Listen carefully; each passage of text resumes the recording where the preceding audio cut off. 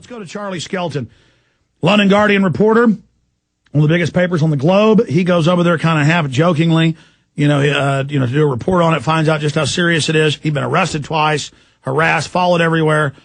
We haven't talked to him. Well, we talked to him Sunday, but and he was getting on a plane Monday, so he couldn't come on. He was on the air. He was in the air when we were on the air. And so now he joins us for the first time since last Friday. Mr. Skelton, give us a quick rundown of what happened to you Friday night when you were on till Monday morning when you left Greece for Bilderberg 2009. We got 3 hours. Hi, Alex. It's a very long story, but it's a story that I wasn't expecting to happen to me, and it's left me absolutely shattered physically and mentally. I can tell you that, and I'm not exaggerating. I went for a walk in the park. That only encourages them. Tell them you love it, and actually make yourself love it. Enjoy it. Enjoy it when you get attacked. When I get physically attacked or hacked or threatened to be sued or death threatened, I just love it. Oh, I love it. You have to program yourself to, more. Please continue. Or they'll come. Go ahead. Well, what happened to me is I was getting so harassed in the resort where the Bilderberg conference was happening over the weekend that I couldn't take it anymore, and I left. And even as I was leaving, I was hailing a cab, and I was held at the side of the road. And they came around me again, asking me what I was doing, checking my name. But this time it was a private security company. I couldn't even leave the resort where Bilderberg was happening. I just wanted to get out of there. I was going to go to Athens. Eventually, I was allowed to go and get into a cab. Went 20 kilometers away to Athens. I get out of the cab, turn around, and there's two guys on scooters just parking up the road, looking at me. And I know it's them. I go off with my rucksack on my back into the streets of Athens. They follow me. I duck in the stairwell. They walk past, and it got more and more extreme. And it ended up with me filing a report at the police station. The police saying, next time this happens, they say we don't know who's following you. Next time it happens, call the police. And I said, I think it is the police. But they said, look, all we can tell you is call the police. So next morning, I'm being followed again. I duck around in different streets. They're following me, coming after me. I know this makes me sound paranoid, but this actually did happen. Eventually, I come around the corner. There's the guy again. I take his photo. No, but see how your programs stop. Yeah, and then they come up to you and tell you not to. But stop right there. I grabbed him, and I phoned the police. But hold on one second. We're going to finish the story when you grab him. Here's how the conditioning works. Every time I talk about Bilderberg, they would say it didn't exist. Then when they're spying on you, they say it doesn't exist. And then you're apologizing, saying, I know this sounds crazy, but it really happened. All these reporters caught the same stuff on video happening to them. Yeah. But again, there's this preconditioning where it's like you that are bad because you're reporting that this is happening. So again, this is the heavy conditioning. Break the conditioning. You can do it, Mr. Skelton. Go ahead. No, I know exactly. I'm prefacing pretty much every sentence I speak at the moment with, I know this sounds crazy, but and I know this sounds crazy, but anyway, I grab them. We have a tussle in the Greek metro station, and this has gone crazy at this point. I don't know what I'm calling. I'm shouting for the police. I'm shouting help. Police come. I get detained. The other two get waved away. These two guys were starting to give orders to the uniformed police at this point. Anyway, to cut a long story short, the harassment went on. I was told all the way up the chain. I kept pursuing who are these. I kept asking at different departments who is pursuing me. Eventually, I got an appointment. For some reason, they gave me an appointment at the Department of Government Security, and this is the department within the state police for protecting a special secret. Not secret department. Plainclothes detective department within the Greek police for looking after the government and politicians and government buildings. And I went up there. I was given a complete stonewall by them. They said, no, you're not being followed. Have you got the numbers of these people, the bikes they're on? I said, no. I said, I've got photos. Do you want to see these photos? They said, we don't recognize these people. I'm sorry, there's nothing we can do. Your best bet is to file a report. I said, I've filed one already. Next thing I do, I say, all right, I'm off. This hasn't worked out. I say, can I use the loo? They say, yes. I go into the loo, and there in the loo, on the 6th floor of this building, the government security building, is one of the guys that originally followed me in Athens when I got out of the cab. Of course, it's a big joke to them.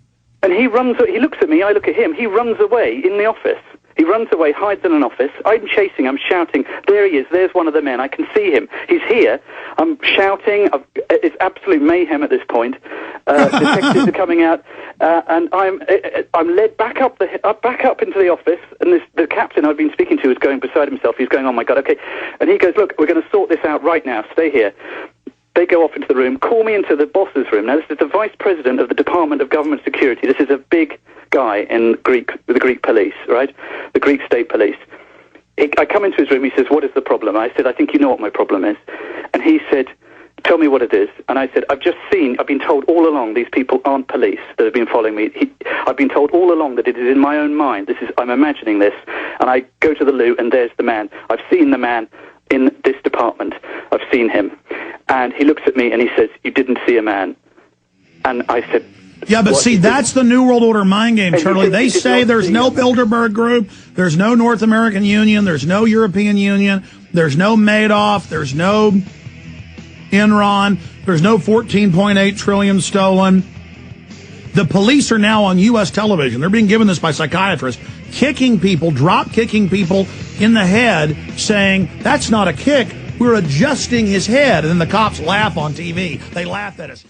Are you concerned for the safety of your loved ones? Listen closely to this message from pepperspray.com. Every 22 seconds a violent crime is committed. America has changed, and your personal safety is your first priority. Be smart. Be safe. Trust pepper spray instead of your luck. Pepperspray.com is the only website you'll ever need for all of your non-lethal self-defense supplies. Pepperspray.com carries one of the largest assortments of pepper spray and personal safety products on the web. From big to small, we have it all. Pepper spray, mace, animal repellents, stun guns, and tasers. Pepperspray.com also carries a large assortment of products for personal, home, child, and pet safety. Enter SAFE in the coupon box, and you'll receive a special discount off of your order. So what are you waiting for? Go to pepperspray.com. That's pepperspray.com. Or call 1-800-908-9988 today. So Charlie Skelton, London Guardian reporter, what else happened? So you were in this imaginary place called Greece, imaginary place outside Athens, imaginary police station. You're an imaginary London Guardian reporter, you poor man. You poor insane. You know, they have over 100 mental illness designations now for people that believe in global elites and empires. There's no imperialism. There was no British Empire. There's nothing. If I tell you nothing exists and I'm the government, nothing exists. Mr. Skelton, you don't exist. Mr. Skelton, don't get angry, okay? Okay, we have some Prozac for you, Mr. Skelton. Is everything okay? I could do with a bit of Prozac. I'm having a glass of red wine instead. I couldn't believe... It doesn't exist, Mr. Skelton. I couldn't believe the lies. I was shocked. There's no lies. Government can't lie. It never has, never will. Why do you hate black people? No, I mean, I'm showing you what they do. Why do you want to hurt children, Mr. Skelton? It's a hobby. Why are you saying the Holocaust didn't happen, Mr. Skelton? Show me the bones. Anyway, yeah, I totally agree. It's the lies that can be told are just terrible things, and it makes you doubt yourself. And it makes you wonder what is going on. And at that point, it also makes you cling to the truth, to try and cling to the truth. And I had nothing until I saw that guy up in the loo. I really had nothing except some loose confirmations, which were then denied, and also, but even though that was denied. Let me ask you a question. Did he come in the bathroom after you? No, I went into the bathroom. He was there. He was more shocked than I was.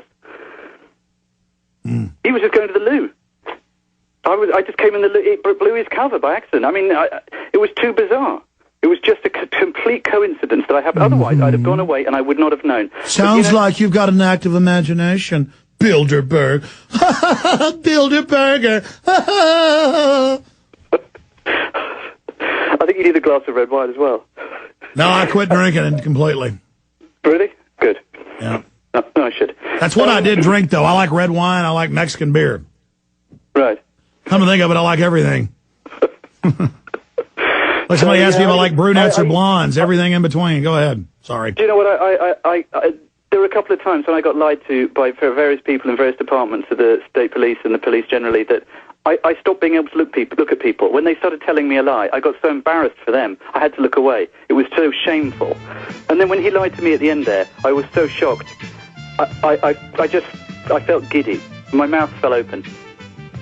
It was one of the most shocking moments of my life, that to be told you did not. Listen, here's the secret, Charlie. We'll do 5 more minutes and let you go on the other side and go to calls, but we appreciate your courage. You need to have fun with this. This got major news attention. You exposed the Bilderberg group. They're arresting you and stuff because they're failing. We're kicking their butt. Realize they're pathetic. You've had a victory.